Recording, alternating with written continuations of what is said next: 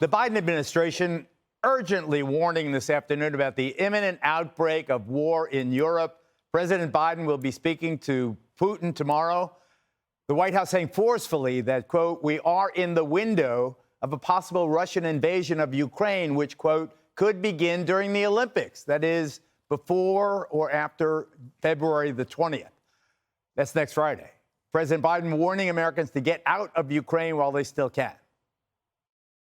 What scenarios would you put American troops to rescue and get Americans out? There's not. That's a world war when Americans and Russians start shooting at one another. I'm hoping that if, in fact, he's foolish enough to go in, he's smart enough not to, in fact, do anything that would negatively impact on American citizens. American citizens should leave now. We're dealing with one of the largest armies in the world.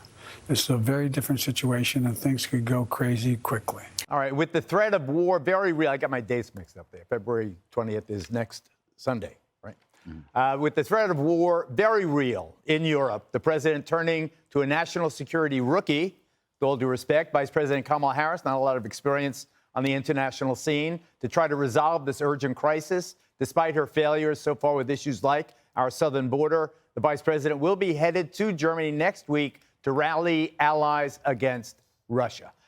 This is for real, Judge, and I don't know why they're so the warnings are so urgent, but they seem to have real edge. They seem to really sound to me like they're very forceful, and imminent is the word that comes to my mind. Well, what's interesting about this is, and disappointing, is that he doesn't imagine a scenario where he's going to go in and protect Americans if we're in a situation where Russia invades. I mean, he did it. He did it in Afghanistan, although he lied initially. He said, we're going to protect the Americans. We'll take care of them. We'll get them out. And then he said, no, we're not going to get them out. Now he's saying ahead of time, we're not going to get Americans out. That is disgusting. That alone should be enough. You want to talk impeachment? That should be impeachment. But the issue of the Ukraine is very interesting, because I spoke to someone today and he said to me, look, he said the Russians have about 120,000 troops on the borders. They've got about 100,000 in Belarus doing training. He says, but the Russian economy is so bad that the thought of them actually invading and actually staying there doesn't make sense, because they can't afford to keep the troops there. Plus, since they already have access to the water in the eastern Ukraine, they're already there, they really don't have to go in there. If they go into Kiev, the Ukrainians are tough fighters, and they're going to give them a real run for their money. So I'm not so sure it's imminent. But the problem, the reason it could be imminent, Jesse, is that just think of all those tanks parked there, running the engines the whole time. Think about the soldiers have to eat. They got to heat. They get sick. I mean, to maintain a force of that size in the field is enormously expensive. He can't keep them there forever. It's use them or lose them. When it's even more expensive once they go in with the supply lines and all the fuel and everything like that. And so, Ukrainians shooting at them. I used to think he wasn't going in, and now I think he might, and just take half of the country and not even try for Kiev. But what do I know? I have no idea what he's going to do. But if he does go in, he's going to bleed to death in that country. My God, I don't think that's going to go very well for Putin. I just imagine what would happen if Trump were president right now and how the media would be covering this. Trump has allowed Vlad to gobble up Ukraine in exchange for his help for beating Hillary Clinton in the election. Donald Trump vacationing in 3-day weekend at Camp David while Americans are left stranded there, as NATO crumbles while Trump golfs. And he sends Mike Pence so he doesn't have to go there. I mean, come on, Geraldo. Oh, what about Kamala? What about Kamala? Kamala, what about her? I would have said Hunter. Hunter knows everything about Ukraine. But you could look at it this way. She's been begging for a better role. You know what? Hey, this is the big leagues, babe. This is high-stakes diplomacy. You wanted something big? You wanted to go to Europe? Go for it. Let's see how it shakes out. On the other hand, you're basically giving her a really tough thing, and she could come back with Russia already invaded Ukraine and Germany saying, you know what? We're not going to close Nord Stream 2, and that could look even worse. You can't go in, Judge. I wanted to mention, before I went to Jesse, that they can't rescue Americans in Ukraine when the Russians are occupied. You can't put American forces and Russian forces in the same neighborhood. Because they'll start fighting. It'd be a European war. It would be war. But Dagan, one of the positive things that the president has accomplished is Putin is now facing a united NATO, more or less. The NATO was shattered, remember. The United States was half-assed participating. There were countries that didn't know whether joining NATO was a good idea after all. The one thing that Putin has managed is to unite NATO again. We'll see. Well, we'll see. Where are the sanctions then? Why aren't we being proactive rather than reactive? Ooh, if you go in, we're going to lay sanctions on. So you would do it right now?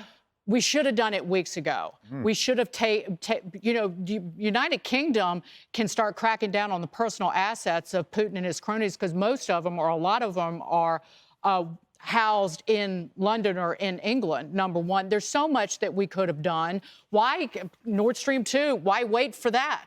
That number one. Number two, I said this a year ago or over a year ago on this very show. By Biden dismantling our energy economy and destroying our strength on the world stage where we were the swing producer, we controlled world prices. We had the most excess production capacity. We were the #1 energy producer in the world.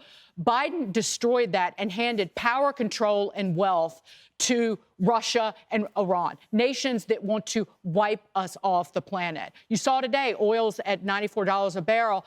Then he turns around and starts begging OPEC to pump more oil in August. So not only did we enrich Russia, Russia's in a much better economic place now because oil's at a 7-year, 8-year high, but we also emboldened Putin because weakness is the oxygen of tyrants. What about on the political front, Greg, if Biden were to announce, to Dagan's point, I made a mistake. He doesn't even have to apologize.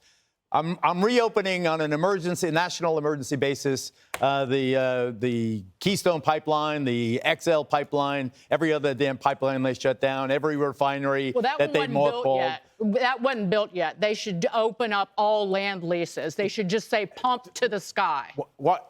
Would that help? Would that save him and us? Well, maybe, but I don't know if that's the issue right now. I'm happy that Kamala is going to the Ukraine to explore the root causes of the Russian border problem. She's probably going to get the history, come back and report, do a nice little book report. I also love the fact that Biden has brought us firmly back into the 1970s. We got the 1970s crime rates. We got the 1970s gas prices. Now it looks like we're going to have a 1970s proxy war with an evil empire. I was looking for, if he continues that, he's going to resurrect the Manson family. And that's going to be really interesting. Where's Jim Jones? He's going to bring back everything bad about it. But you first... My platform shoes. Yes. Geraldo's here. Oh, yeah. First, you got to ask, though, how does this intel on the Ukraine compare to the intel in Afghanistan, right? We should ask ourselves that. And we brought up NATO. If Putin doesn't want the Ukraine in NATO, why do we care? This is confusing me. Reverse history and consider an independent Texas joining the Warsaw Pact. All right, we could say like, oh, NATO this, NATO that. It's really important. It really isn't that important. What do we get out of this? We get nothing out of this. Then put it in human terms. Yes, Russia, Putin is a bully, and the Ukraine are the bullied, and America is always on the side of the bullied, which means we should help the Ukraine. What should we do? Oh, well, if we have to supply arms, we have to. My feeling is that that's not going to happen. So you wouldn't put the 82nd Airborne in? Hell no. Kiev.